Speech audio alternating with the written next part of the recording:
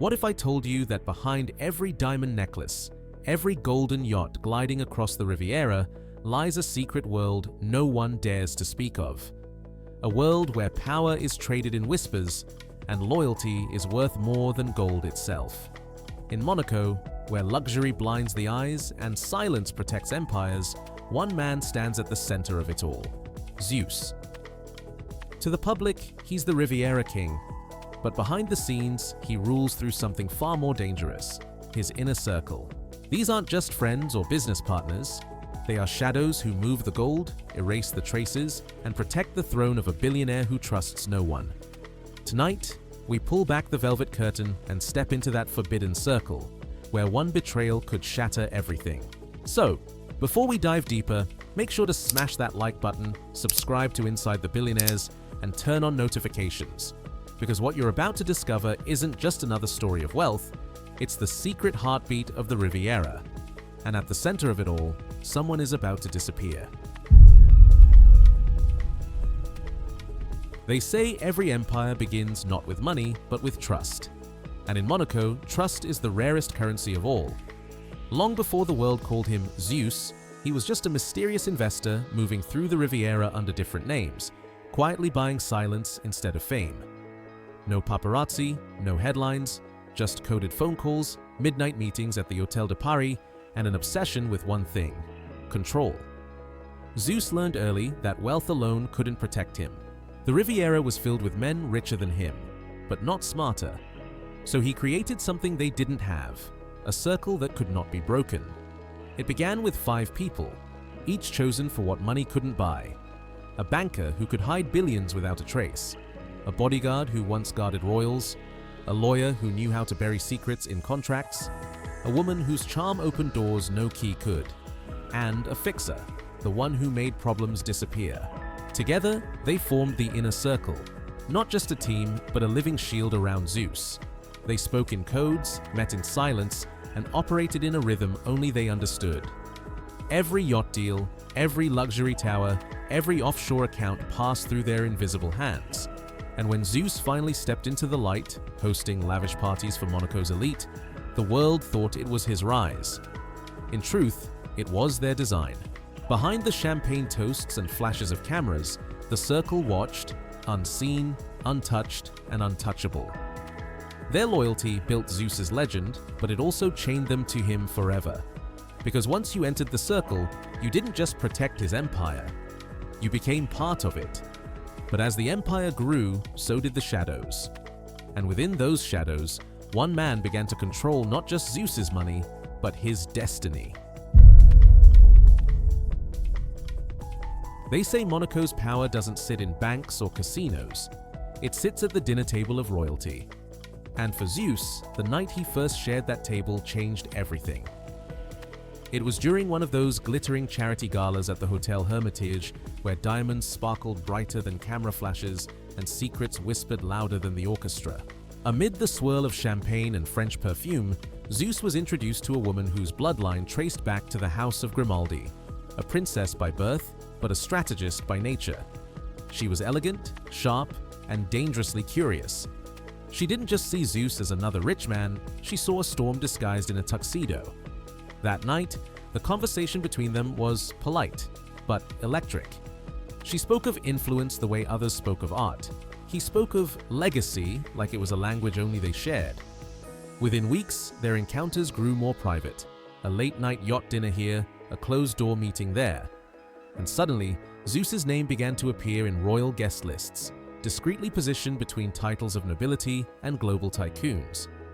For the elite of Monaco, that meant one thing: Zeus was no longer an outsider. He had crossed the invisible border between wealth and heritage, but for those who knew him best, it was more than a social victory. It was a calculated move.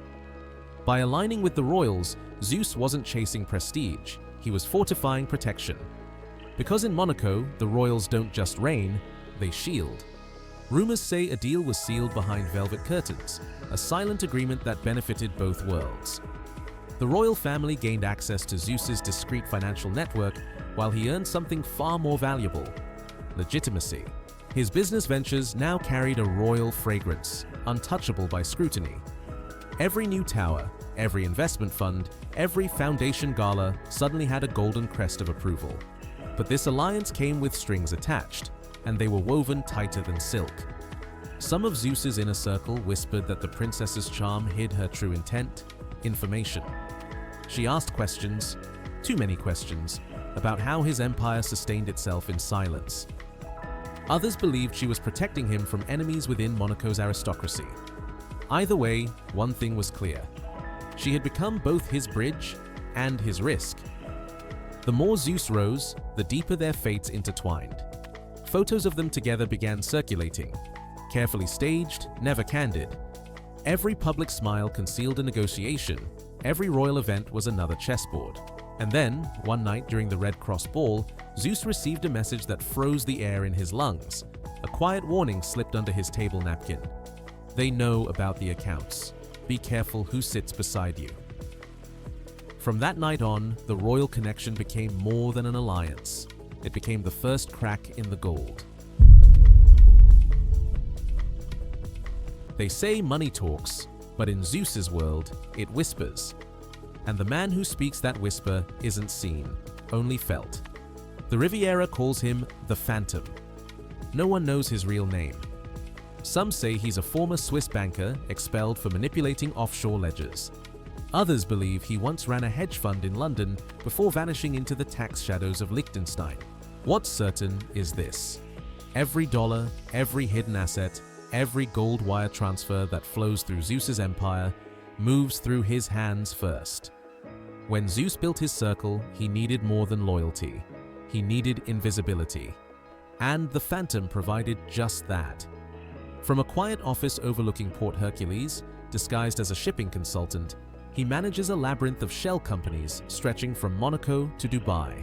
It's a game of smoke and mirrors, companies owning companies, trusts owning trusts, until even Zeus himself can't trace where one asset ends and another begins. The Phantom's genius lies not in hiding wealth, but in making it look clean. Real estate in Monte Carlo becomes charity investment. A $20 million yacht is temporary collateral. Even the Queen's private jewelry purchases are disguised as cultural acquisitions. Every paper trail ends where another begins, and every transaction passes through encrypted servers guarded by codes only he understands. Inside the inner circle, they say, the Phantom never attends meetings. He sends messages that self-delete within minutes and payments that appear before you know you asked. When a deal is risky, he's the voice on the encrypted call saying, proceed. When a partner becomes a threat, he's the one who makes their company disappear overnight. But even Zeus, the man who trusts no one, trusts him. Because the Phantom knows what others don't. The Empire's real power isn't in its yachts or penthouses, it's in the numbers no one can see. And yet, power always demands a price. Lately, insiders whisper that the Phantom has grown restless. His private accounts have multiplied beyond what even Zeus authorized. Anonymous transactions have begun slipping into side companies no one can trace. Some say he's building his own safety net. Others believe he's preparing to vanish with more than just money. Then one morning, as the Monaco sun hit the gold balconies of Zeus's penthouse, his encrypted terminal flashed a single message: transfer complete. You owe me nothing.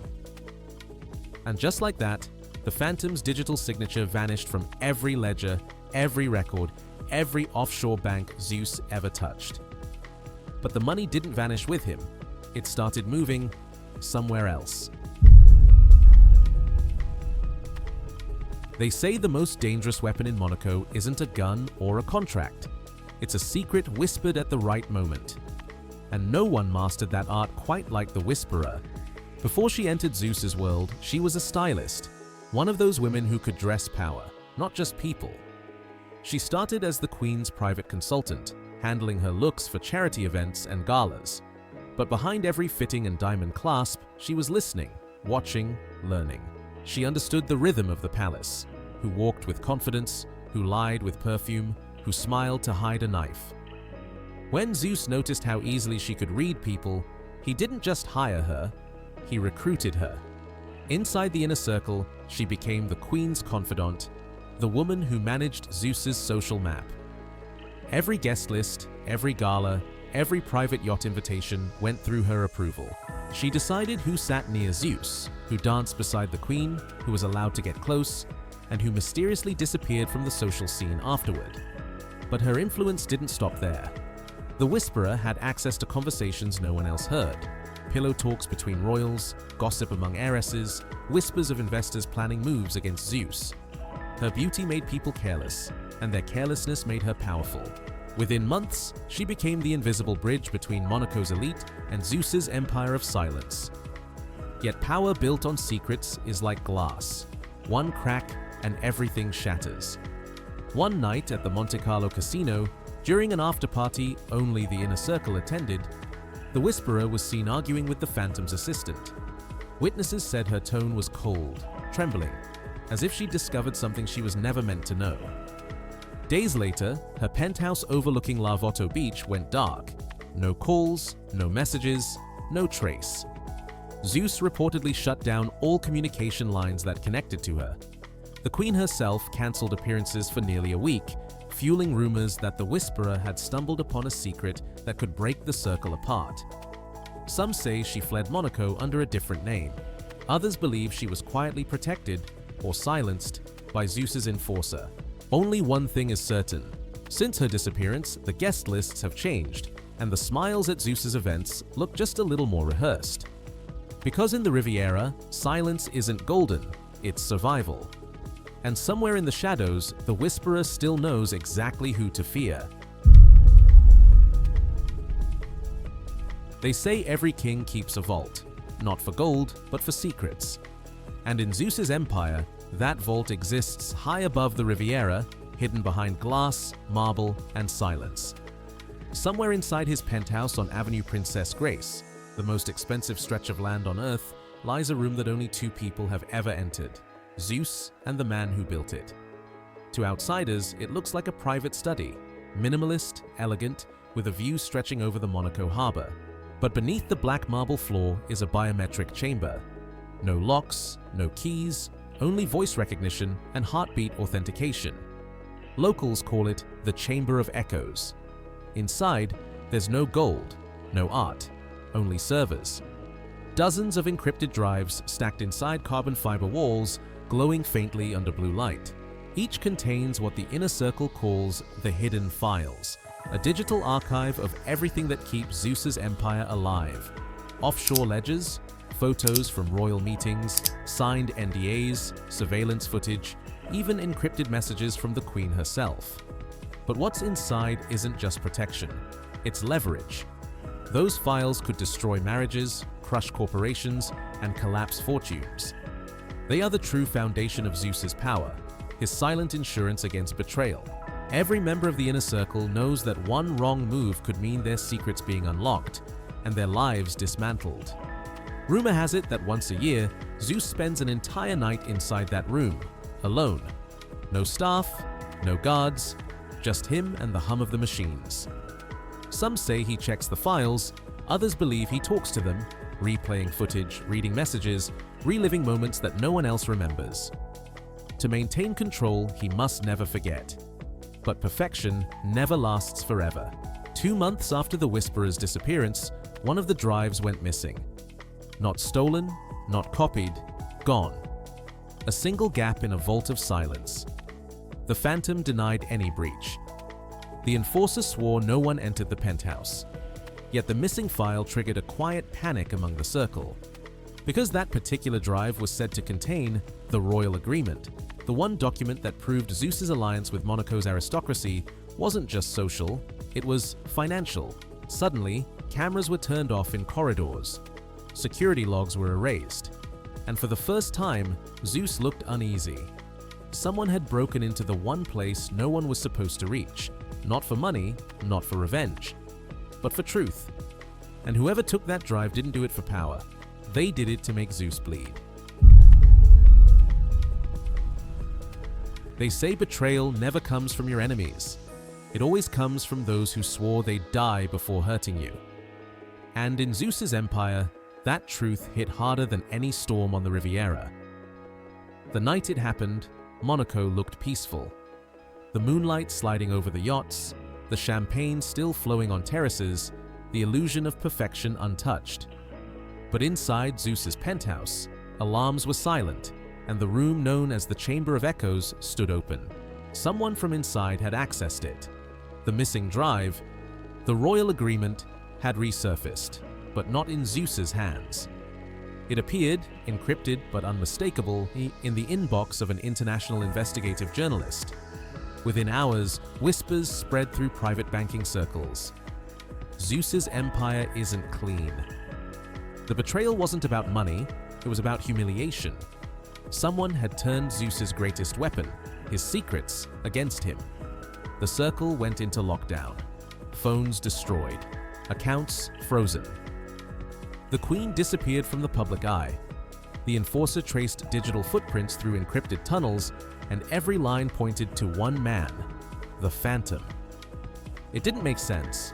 He was the architect of Zeus's fortune, his invisible shadow.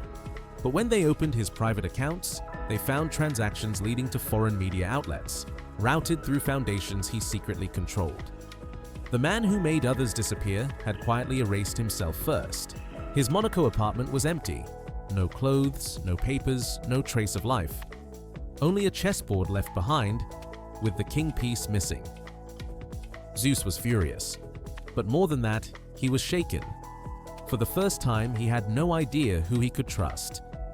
The royal link threatened to dissolve their alliance, claiming the scandal endangered the crown. The queen begged him to disappear until the noise died down. So, one evening, as the Riviera lights flickered on, Zeus boarded his private yacht Ethereum and vanished beyond the Mediterranean horizon. For 72 hours, the world speculated, had Monaco's most powerful man fled? Was the empire collapsing?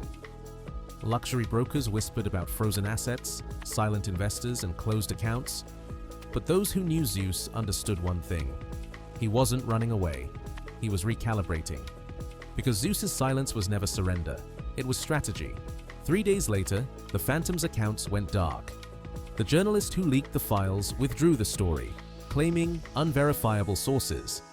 And somewhere off the coast of Corsica, a private satellite recorded a single light, a flare from a yacht drifting under no flag.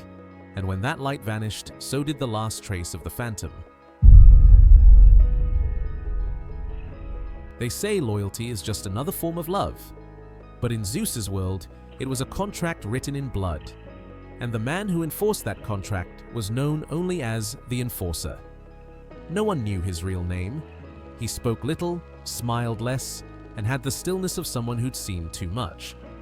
A former member of the French GIGN, elite counter-terror forces, he had once protected diplomats and royalty. Now, he protected something more dangerous, Zeus's reputation. He wasn't paid to fight, he was paid to make problems disappear. When the betrayal broke out, Zeus vanished and the inner circle fractured.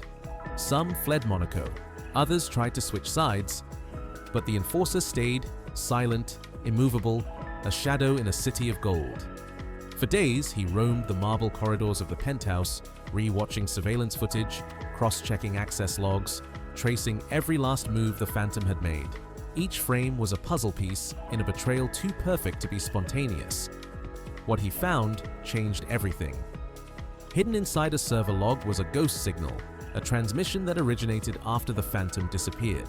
Someone else had continued the leak, someone still inside. The Enforcer didn't tell Zeus right away. Instead, he followed the signal to a villa outside Igi, a coastal retreat registered under a fake foundation. Inside, he found one of the circle's former accountants, terrified, shaking, and holding a hard drive wrapped in silk. The man claimed he never meant to betray Zeus. He said the Phantom had forced him, that the drive contained backup files the Whisperer had created before she vanished. But before the Enforcer could question him further, the villa's power cut out. When the lights returned, the accountant was gone. Only the drive remained, and on its screen, a single encrypted message pulsed. Loyalty is temporary. Data is forever. That night, the Enforcer returned to Monaco with the drive, placing it in Zeus's empty office. He stood there, overlooking the glittering coastline, the same view Zeus used to call his kingdom. For the first time, the Guardian realized the truth. Zeus hadn't built a circle of loyalty. He had built a circle of fear. But fear, too, can be a weapon, and the enforcer decided he'd wield it to protect the empire, even if Zeus never returned. Within 48 hours, 3 members of the circle resigned from their companies. 2 fled to Switzerland. 1 disappeared entirely. Monaco fell silent again, not in peace, but in obedience. Some say the enforcer still walks the port at night, scanning every yacht that returns, waiting for his master's call. Others whisper he's no longer protecting Zeus, but rebuilding something darker, a new order of silence forged from the ashes of betrayal. Because when the king is gone, the sword doesn't rest. It chooses a new hand to serve. They say true power doesn't vanish. It retreats, rebuilds, and returns sharper than before. And when Zeus came back to Monaco, he didn't come as a king reclaiming his throne. He came as a ghost rewriting the rules of an empire.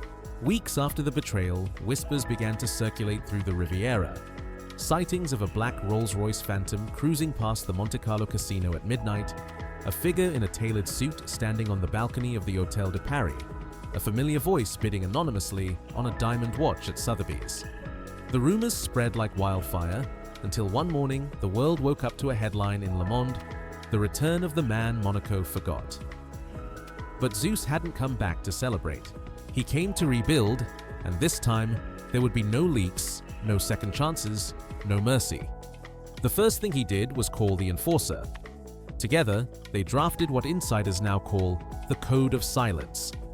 Every member of the new inner circle signed it in blood and gold, a binding agreement that tied loyalty not to friendship, but to survival. Every secret was compartmentalized.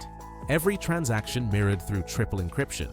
Even the queen herself had restricted access to Zeus's private accounts. His empire returned, quieter but more lethal. He sold 2 of his towers, liquidated offshore trusts, and reinvested everything into clean fronts: green energy, art tech, philanthropy. But those who looked deeper saw the truth. These weren't new ventures, they were new masks. The gold still flowed, only now it gleamed behind glass no one could see through. At private dinners, Zeus spoke less. His eyes, once warm with charm, now carried calculation. He rewarded loyalty not with money, but with protection: safe havens, clean passports, offshore names. "Trust," he said once to a guest, "isn't given anymore, it's engineered."